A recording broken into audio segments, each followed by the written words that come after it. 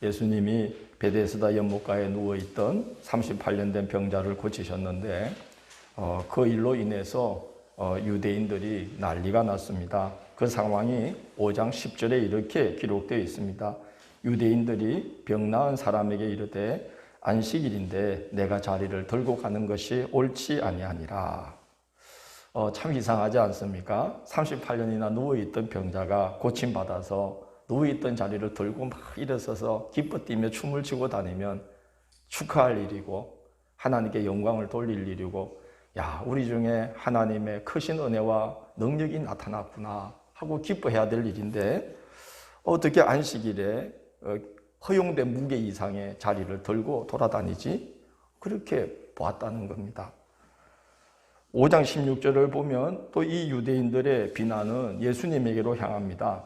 그러므로 안식일에 이러한 일을 행하신다 하여 유대인들이 예수를 박해하게 된지라, 그렇게 기록되어 있습니다. 그렇게 놀라운 은혜를 베푸시고 38년 된 병자를 고통 가운데서 건져주면 정말 그 예수님을 통해서 나타난 하나님을 바라봐야 되고 그 예수님께 정말 감사해야 될 일인데 어떻게 생명이 위독하지도 않은 늘 거기 앉아있던 사람인데 그 뭐하러 꼭 안식일에 고쳐줘야만 했느냐, 안식일이 지나서 고쳐주면 어디가 덧나나, 이렇게 했다는 겁니다. 참 당시의 신앙 세계가 이상해도 뭔가 상당히 이상하다는 생각이 들죠. 하나님의 은혜와 능력이 나타나는 그런 자리에 있으면서도 사소한 곳에 눈이 가려져서 정말 봐야 될 것을 못 보고 있던 것입니다. 예수님이 비유하신 것처럼 낙탄을 삼키고 하루살이는 걸러내는 그런 모습이지요. 예수님께서 너무나 답답해서 내 아버지께서 일하시니 나도 일한다, 그렇게 말씀하시자 하나님과 자기를 동등되게 여긴다면서 예수님을 죽이고자 작정하게 됩니다. 자, 이 사람들이 어쩌다가 이런 상황이 되었을까? 그들은 하나님의 선민으로 택함 받았고 하나님의 말씀인 계명을 받았고 하나님 섬기는 법을 알고 있고 선지자들을 통해서 하나님의 뜻을 전해들은 자들입니다. 그렇게 한량없는 은혜를 입은 자들인데 이들이 어쩌다가 이런 지경에 떨어지게 되었을까 하는 것이죠. 첫째, 믿기는 믿었는데 자기 소견에 옳은 대로 믿었다는 것이에요. 30절을 보면 예수님이 이렇게 말씀하십니다. 내가 아무것도 스스로 할 수 없노라. 나는 나의 뜻대로 하려 하지 않고 나를 보내신 이의 뜻대로 하려고 하노라. 그렇게 말씀합니다. 예수님 정도면 자기 뜻대로 할 만하지 않습니까? 빌립보서 2장 6절을 보면, 이하를 보면 예수님을 이렇게 증거합니다. 그는 근본 하나님의 본체시나 하나님과 동등됨을 취할 것으로 여기지 아니하시고 자기를 비워 사람의 모양으로 나타나사 죽기까지 복종하셨으니 그 십자가에 죽으심이라, 이렇게 증언합니다. 예수님은 하나님의 아들로서 하나님과 동등한 위치에 계시다는 거죠. 성부, 성자, 성령 삼위일체로 역사하시는 하나님의 제2위격인 성자 하나님이신데 얼마든지 자기 소리 낼 수 있고 얼마든지 자기 뜻대로 할 수 있고 자기 존재를 부각하면서 자기 영광을 꾀할 만도 하지 않습니까? 제2위격이 되시는 성자 하나님인데 말입니다.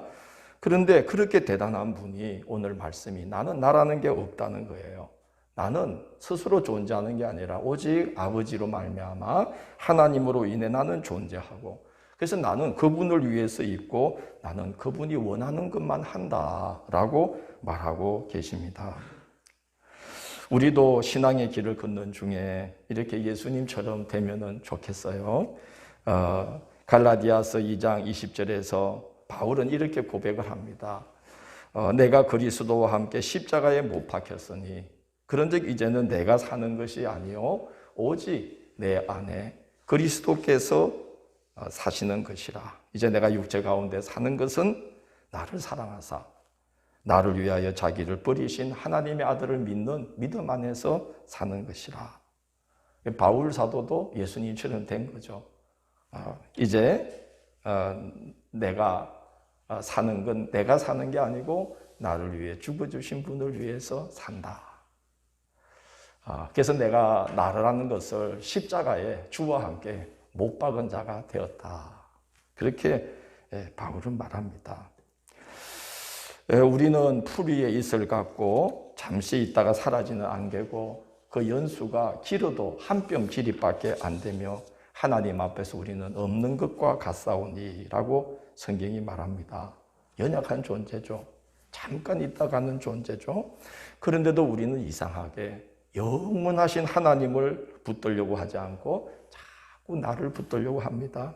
자꾸 나를 고집합니다. 자꾸 나를 내세웁니다. 자꾸 내 뜻대로 하려고 합니다. 제2위격 성자 하나님 되시는 예수님도 자기를 고집하지 않고 자기를 주장하지 않고 자기를 붙들지 않고 하나님 붙드셨다는 거예요. 그래서 죽기까지 십자가에 죽기까지 온전히 복종하셨다는 거죠. 그런데 우리가 연약한 우리가 그러지를 못하고 우리는 자꾸 나를 붙들고 살려고 애를 쓰고 있죠. 정말 우리야말로 영원하신 하나님을 붙들어야 됩니다. 정말 우리야말로 영원하신 하나님의 뜻 받들어야 합니다. 그게 사는 길입니다. 유대인들이 그러지 않았습니까? 그래서 그들은 하나님이 예수님을 통해 역사하고 계신 현장에 있으면서도 하나님을 보지 못하고 자기 생각과 자기 기준과 틀린 것만 자꾸 보게 된 거예요. 그래서 참 믿음이 열리지 못하고 참 믿음이 자라지 못한 것입니다. 나라는 것, 자기라는 것, 그게 참 믿음의 걸림돌이 되고 있다 하는 거예요.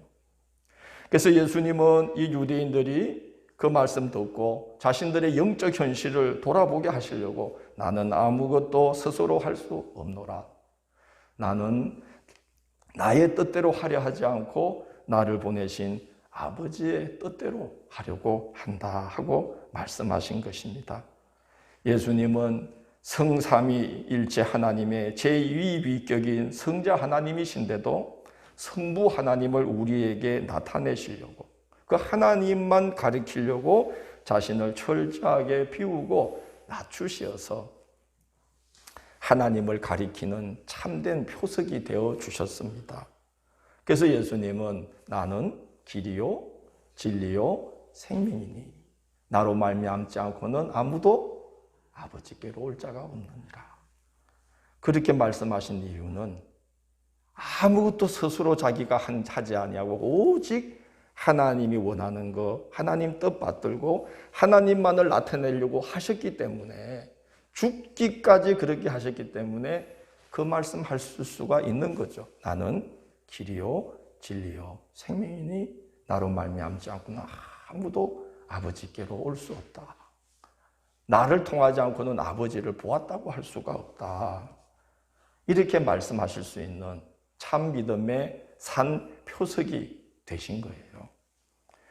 우리 모두 사람들을 하나님께로 인도하는 참 믿음의 표석이 되시기를 축원합니다.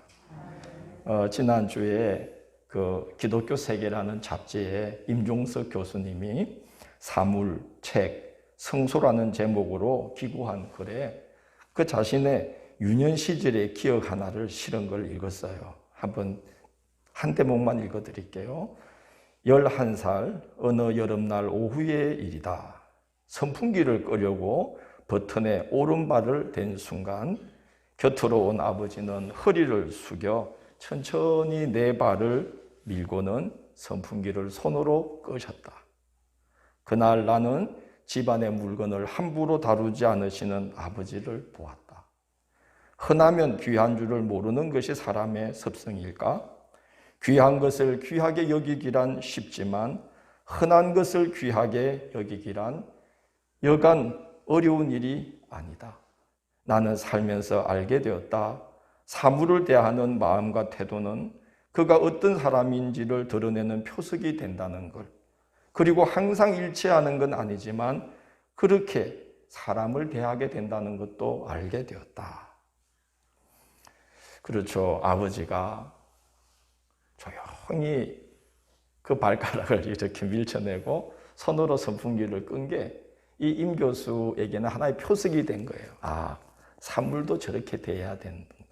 하물며 사람을 어떻게 대해야 될까? 이게 표석이 되었다는 거죠. 우리가 이 신앙의 세계를 어떻게 대하는가? 그 마음과 태도는 누군가에게 영향을 끼치는 표석이 됩니다. 참 믿음으로 이끄는 표석이 되면 하나님께서 그를 얼마나 기뻐하실까요? 그렇게 하려면 나는 아무것도 스스로 할 수 없습니다. 나는 이제부터 내 뜻대로 하지 않고 아버지의 뜻 받들겠습니다. 주여 연약한 나를 불쌍히 여기소서, 나를 도우소서. 이렇게 우리가 주와 함께 나를 십자가에 못 박는 기도를 늘 드려야 할 줄로 압니다. 우리 은혜 구한 내게 은혜의 주님 찬송 아시잖아요. 그 2절이 이렇잖아요. 말씀 위에 서서 내 뜻 버리고 감정을 버리고 말씀에 서니 불완전한 믿음 완전해지고 내가 이제부터 주만 붙드네 나의 생명 되는 내 주 예수님 영원토록 모셔 내 기쁨 넘치네. 아유, 막 노래방 가면 그냥 막 넥타이 이마에 두르고 막 맥주 뚜껑 눈깔에다 붙이고 막 그렇게 흥분하면서 노래를 부르는 세상 사람들도 있는데 이게 목사가 찬송 부르면 좀 같이 해주면 좋아요.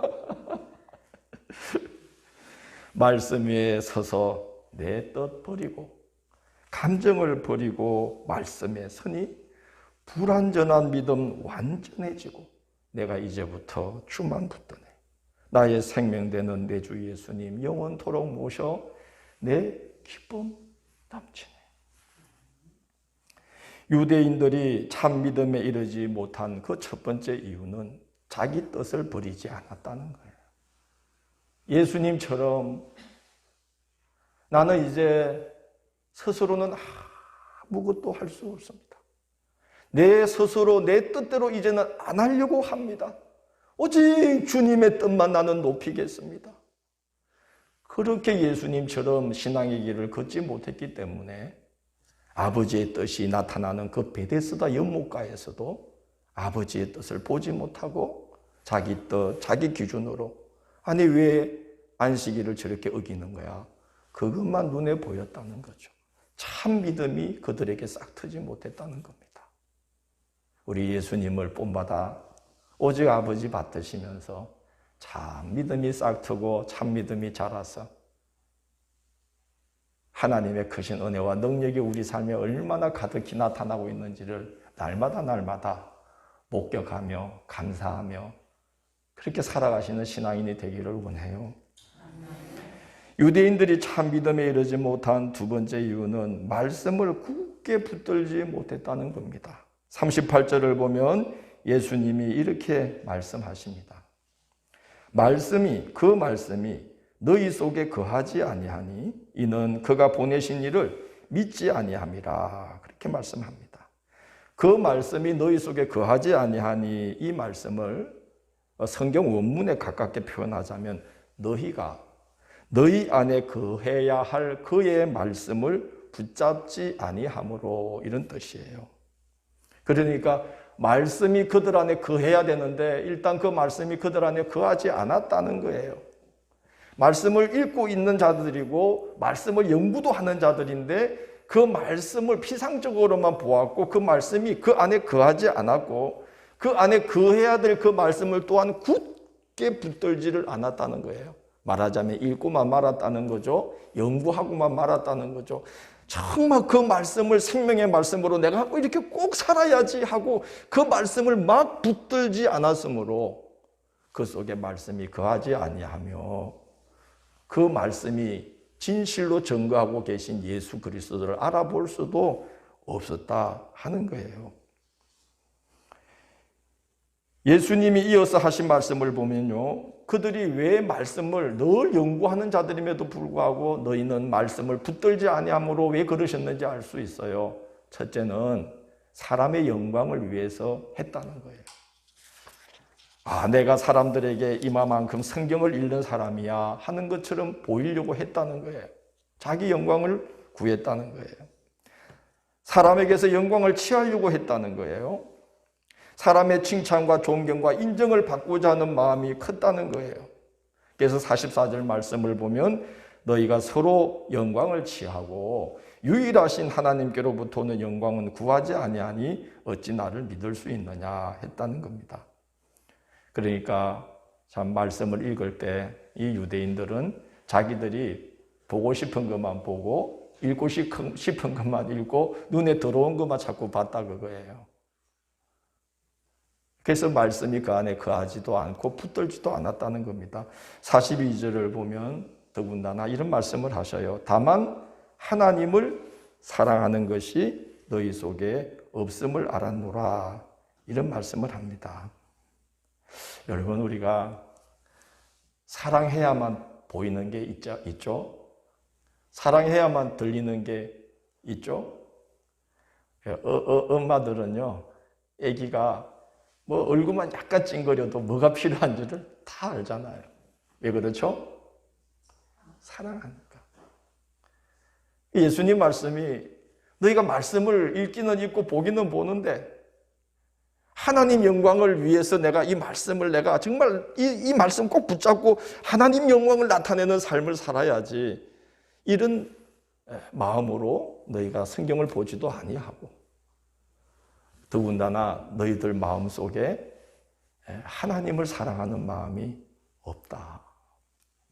그래서 하나님의 영광과 능력이 나타난 이 베데스다 이 현장에서 너희들은 지금 그런 상황에 처해 있는 거다라고 말씀을 하고 있습니다.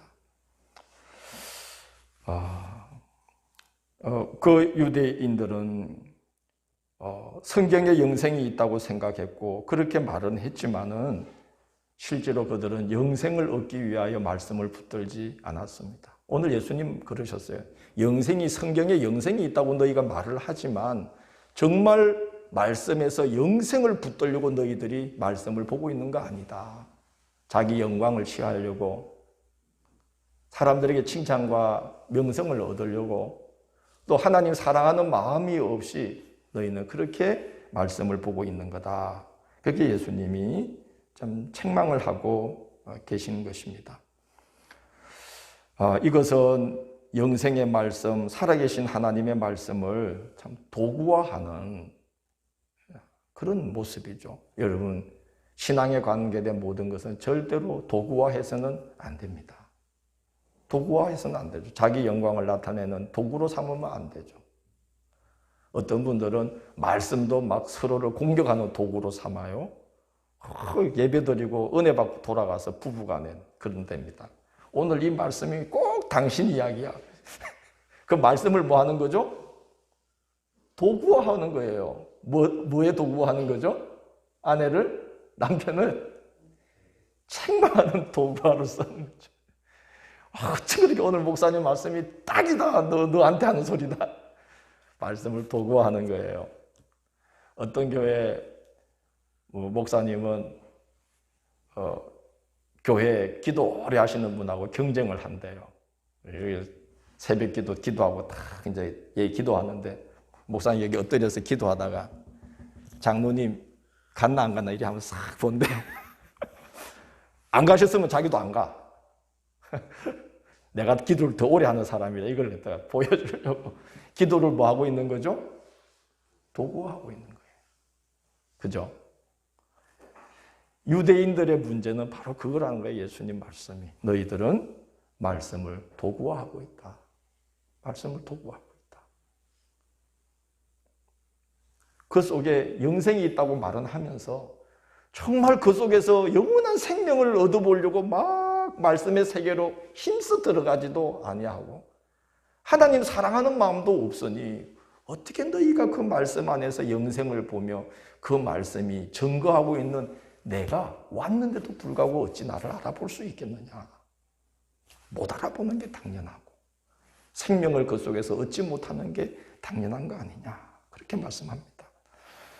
여러분, 그렇게 말씀을 열심히 읽었던 유대인들에게도 예수님이 지금 말씀을 도구화했기 때문에 너희들이 참 믿음이 자라지 못하고 있다 그런다면, 여러분, 이 말씀을 주일날 딱 와가지고 한번 딱 펼쳐보고 집에 가는 순간부터 탁 덮어가지고 그냥 덮어놓고 일주일 내내 지내다가 또 주일날 와서 말씀 예배 때 말씀 보지? 말씀 열어보고 이것도 말씀을 도구화하는 거 아닐까? 예배의 도구로서 도구화하는 거 아닐까?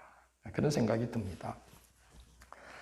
지난 주간에 성경 통독 부분이 신명기 후반부였는데 지난 주일에 제 눈에 확 들어왔던 말씀은요, 신명기 30장 19절 후반부 말씀인데요. 너와 네 자손이 살기 위하여 생명을 택하고, 그런 말씀을 합니다.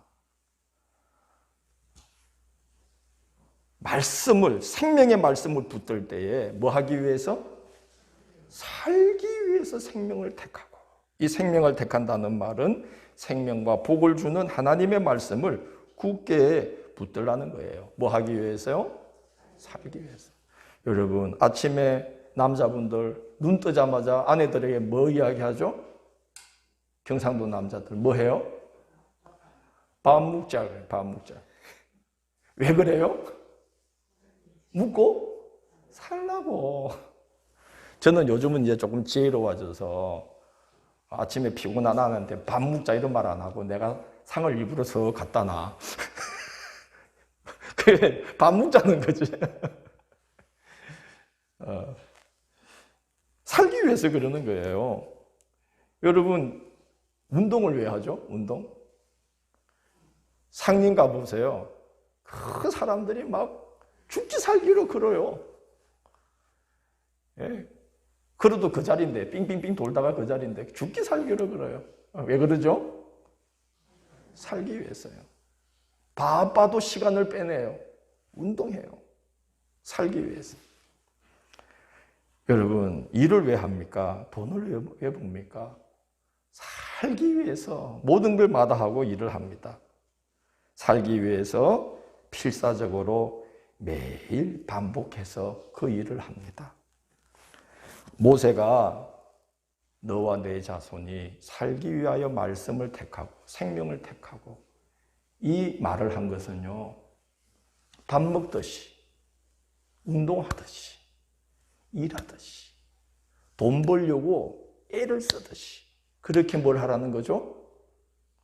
말씀을 가까이 하고 그 말씀 속에서 생명을 얻고자 하는 마음으로 필사적으로 그 말씀을 붙들고 그 말씀의 세계로 들어가야 된다. 매일같이 말씀을 드나드는 삶을 살아야 된다. 그래야 뭐 한다? 너와 내 자손이 산다. 살기 위해 말씀을 택하고 살기 위해 생명을 택하고.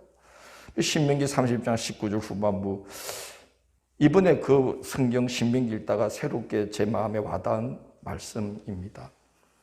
그래서 모세는 하나님께 받은 말씀을 백성들에게 출애굽과 레위기, 법전을 통해서 다 일일이 말을 하고, 그래도 모자라서 신명기를 보면 3편에 걸친 긴 설교를 또 백성들에게 하면서 신신당부해요. 그래서 제목이 뭐예요? 신명기예요. 받은 명령을 신신당부하는 거예요.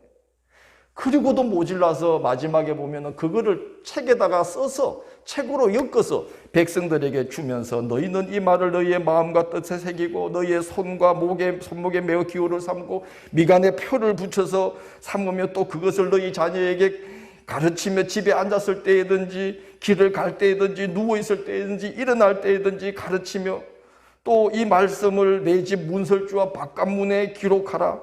그리하면 너희 조상들에게 주리라고 맹세한 땅에서 너의 날이 길리라. 너는 내 하나님 여호와를 사랑하라. 그를 의지하라. 그는 내 생명이며 내 장수이니라. 그러면서 하신 말씀이 바로 너는 너와 내 자손이 살기 위하여 이 생명의 말씀을 택하고, 그렇게 당부를 한 겁니다.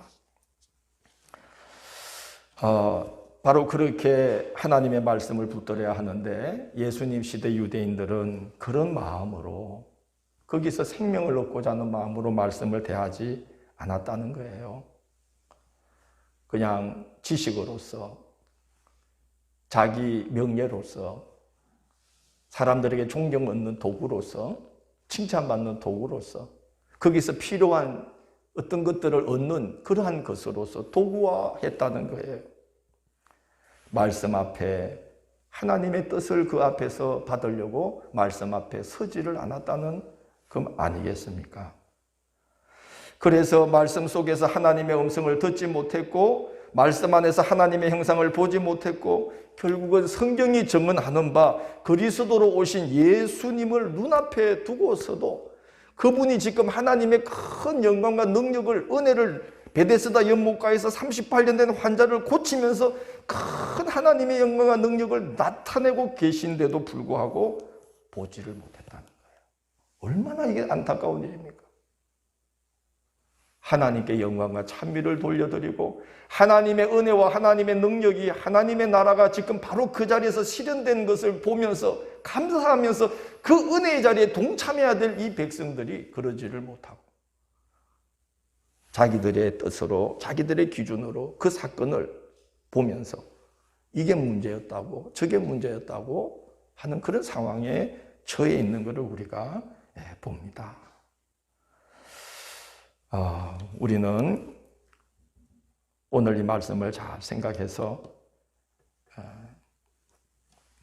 우리가 이제 우리 뜻을 따라 이 신앙의 길을 걷기보다는 이제는 정말 하나님의 뜻을 받들고자 또 나를 향한 하나님의 뜻이 무엇인지 듣고자 하나님의 말씀을 펼치고 그 말씀을 살기 위해서 생명의 양식으로 섭취하고 그 말씀 속으로 날마다 드나드는 그런 성도들이 되기를 원합니다. 그러면 참 믿음이 싹틉니다. 하나님의 나라가 우리 가운데 지금 열리고 있는 걸 보게 되며 감사하며 기뻐하게 되어 있어요. 그러지 않으면 하나님이 우리에게 큰 선물을 주시는데도 모르고 살아요. 오늘 이 유대인들처럼. 얼마나 안타까운 일이겠어요. 우리가 마음만 먹으면 할 수 있다고 믿습니다. 요즘 미디어들이 얼마나 좋아요. 요즘은 연세 드신 분들도요. 유튜브 다 보셔요. 여러분 보시죠. 유튜브. 들어가면 얼마나 많은 거죠. 그게 있어요. 들어가 보면 말씀을 읽어주는 분들도 있고 말씀을 설명하는 분들도 있고 말씀을 해석하는 분들도 있고 저도 그 중에 한 명이에요. 조회수가 아주 적은 성경 보시기 어려우면 그렇게라도 우리가 노력을 하고 어떻게든 생명의 말씀을 살기 위해서 붙드는 그런 삶을 좀 살아야 되지 않을까요?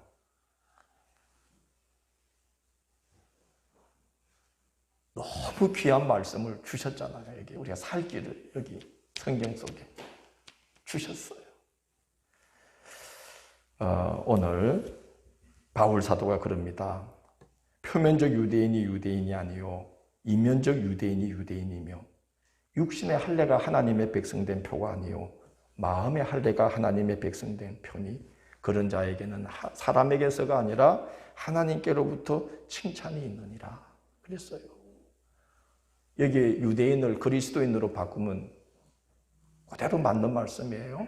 표면적 그리스도인이 아니요 이면적 그리스도인이 그리스도이며 성도가 되었다는 외적 표식이 그리스도인 된 표가 아니라 마음의 할례 곧 예수 그리스도의 흔적이 우리 삶에 새겨진 그런 하나님의 백성된 표를 가져야만 그리스도인이라고 할 수 있나니 이렇게 우리가 읽을 수가 있겠습니다.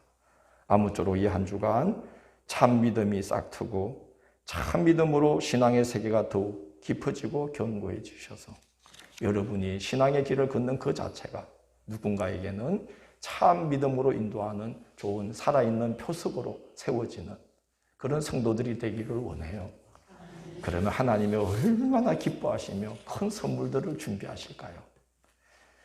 참 믿음을 가로막는 것을 우리가 이제 뛰어넘어서 우리 주님 모시고 참 믿음의 길을 걸어가는 우리 모두가 되시기를 주의 이름으로 축원합니다.